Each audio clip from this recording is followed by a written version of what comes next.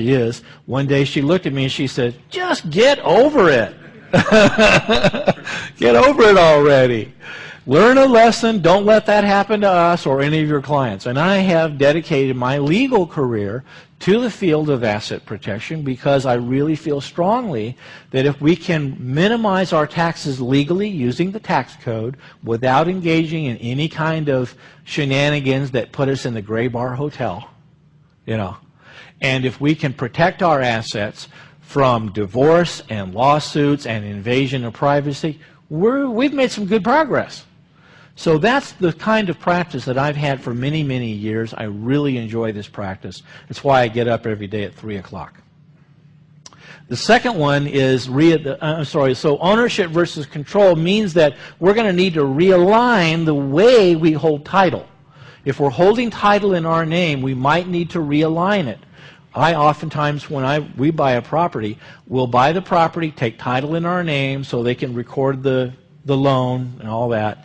And then when that's done, we transfer title to our LLC subject to the existing financing. And we've never had a problem with loans being called due and all that. They don't want to do that. They want to sit back and collect the payments for as long as they can. The second thing to be concerned about is tax efficiency. Now, by that, I mean that we want to pay taxes just based upon our lifestyle choices, not necessarily based upon the revenue that we create.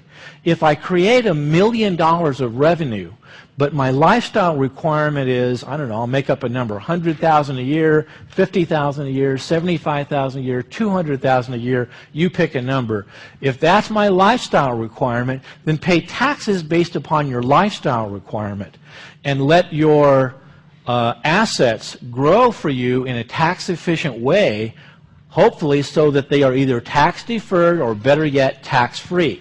And there's some definitely good ways to do that with the use of self-directed IRAs, the capital gains tax bypass trust, also known as the charitable trust. There's a lot that you can do to minimize your capital gains taxes, to eliminate the need for estate tax concerns on your life, and to minimize your income taxes. And they're all in the code. They're all in the code, and they're available for us. We need to make the tax laws work for us instead of against us. And that really was my motivation in creating the 1-minute tax coach that I'll talk about later. We also need to take some steps to enhance our financial privacy because, frankly, identity theft is probably the fastest growing crime in North America, and we are all somewhere going to be victims of it. I have been through it twice. It was very expensive the first time. The second time I had my act together. I was so scared by what happened the first time I wrote a book about it and the experiences that we went through and how we fought our way back. I've now written 2 books on privacy based on what happened with identity theft. And it's just amazing how prevalent it is and how we are oftentimes our own worst enemy.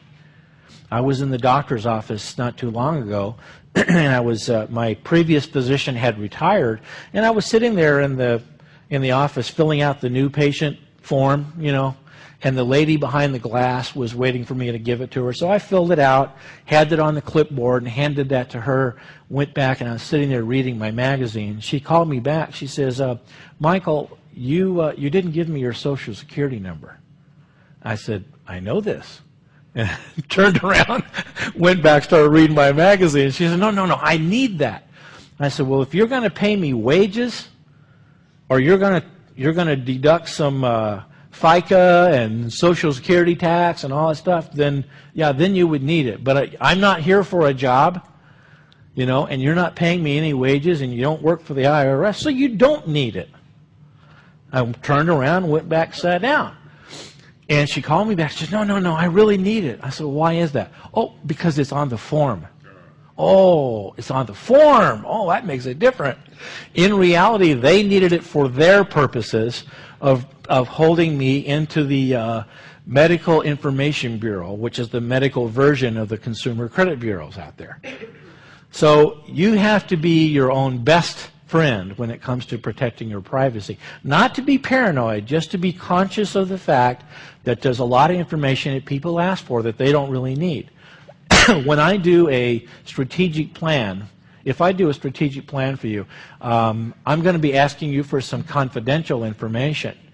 But when I'm done writing that strategic plan, I always shred the information you give me, because I don't need that for any purpose other than preparing the strategic plan that you want to have. So there's some things that we need to be careful of there. Third, we need to enhance our financial privacy in that regard by using entities in our place. And I'm sure my friend David has talked to you about using corporations and using LLCs. And I'm a big believer that we need to do that. We have a risk profile, and we need to take steps to reduce our vulnerability. It's really up to us, because nobody's going to do it for us. The IRS is not going to write you a letter and saying, hey, David, you forgot to take these 15 deductions that you're entitled to take.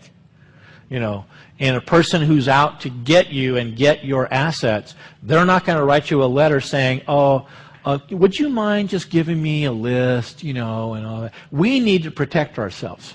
We need to be proactive to reduce our vulnerability. We also need to separate our high-risk type of assets from our low-risk assets. And that's very easy to do using the right type of technique. And this is a big one. We need to act while our legal seas are calm. I can't tell you the number of times that people have come to me after they've been sued, after they're in foreclosure, after the lightning has struck and all that. Now they're in a big panic. I had a very famous architect client in California who I had done some business planning for him. I had helped him with some basic estate planning, and I kept telling him, we really need to go to that next level and get your asset protection done before there's a crisis. And he kept putting me off, saying that he had to go to Chicago for a presentation. He had this big deadline coming. It was always something. And I remember one of the long weekends, I don't know if it was Memorial Day or Labor Day, one of the 3-day weekends, I had let my staff go. I had a staff of about 20 at that time, and I let them go for the long weekend. I was shutting down the office, locking up the safe and locking the file drawers and turning off the coffee pot and all that kind of stuff, getting ready to go. There was only one other attorney in the office other than me at the time, and here this guy comes running down the hall, waving a piece of paper.